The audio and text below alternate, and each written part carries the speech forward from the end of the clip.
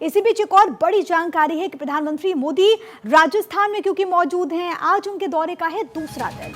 आज दौसा में PM road show करने वाले हैं। भारतीय जनता पार्टी प्रत्याशी के समर्थन में उनकी रैली होने वाली है। बाड़मेर में भी पीएम जनसभा को संबोधित करेंगे। सभा से पहले कई नेता भारतीय जनता पार्टी को ज्वाइन करने वाले हैं। पूर्व केंद्रीय मंत्री के बेटे मानवेंद्र सिंह भी बीजेपी ज्वाइन करेंगे। पूर्व केंद्रीय मंत्री जसवंत सिंह के बेटे हैं मानवेंद्र सिंह।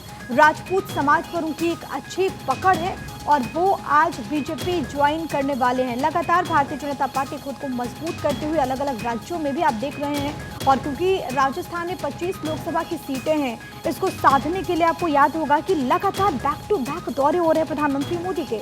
इसी कड़ी में कल प्रधानमंत्री जब पहुंचे थे तो उस वक्त उनका भव्य स्वागत किया गया। जब प्रधानमंत्री का यहाँ पर एक संबोधन हुआ तो इस दौरान उन्होंने कई बड़ी बातों का जिक्र किया।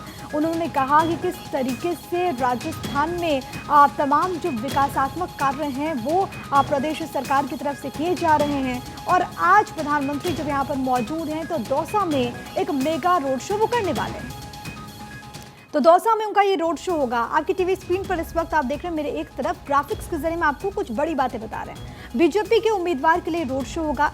कन्हैया लाल मीणा जो कि यहाँ से कैंडिडेट हैं, उनके पक्ष में प्रधानमंत्री का ये रोड शो है।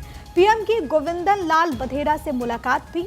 बीजेपी के भीष्म पितामह माने जाते हैं बघेला, और उनसे भी मुलाकात जाहिर है कि बेहद ज्यादा महत्वपूर्ण होगी। अब लोकसभा सीट की बात करें तो दौसा में मुकाबला कैसा है वो भी तो जानना जरूरी है। बीजेपी और कांग्रेस के बीच यहाँ पर कड़ी टक्कर है। पिछले 2 लोकसभा चुनाव में भारतीय जनता पार्टी को जीत मिली। कन्हैया लाल मीणा पर बीजेपी ने दांव लगाया। कांग्रेस उम्मीदवार मुरारी लाल मीणा है। निर्वाचन क्षेत्र में जो मीणा वोट है उस पर दारोमदार है। 4 से 5% वोट खेल कर सकता है। 15 साल में एक बार भी कांग्रेस यहाँ पर नहीं जीती है। जातिगत आंकड़ों से उम्मीदवार जीत की उम्मीद यहाँ पर कर रहे हैं। प्रदेश की कुल 25 लोकसभा की सीटें हैं और इनमें से दौसा सीट पर इस वक्त सबकी निगाहें टिकी हुई हैं, और यहाँ से जो मीणा समाज के लोग हैं उनका दबदबा माना जाता है। अब तक 19 बार लोकसभा के चुनाव हुए, 12 बार कांग्रेस, 4 बार बीजेपी ने जीत हासिल की। 2 बार स्वतंत्र पार्टी को यहाँ पर मौका मिला। 1 बार किरोड़ी लाल मीणा यहाँ पर बतौर निर्दलीय जीते हैं। तो इस तरीके से कुछ इतिहास रहा है। लेकिन मीणा, क्योंकि दोनों जो कैंडिडेट हैं वो इसी समाज से आते हैं, आखिरकार वो कितना अहम है वो भी आप समझिए। देखिए 2024 के चुनाव में मीणा वोटर्स पर निगाहें हैं। जाति के आंकड़ों से हम देखें तो हार जीत का कयास लगाया जा रहा है। 2014 में 4% बीजेपी की तरफ वोट पड़े थे। 2019 में 6% मीणा वोट भारतीय जनता पार्टी की तरफ थे।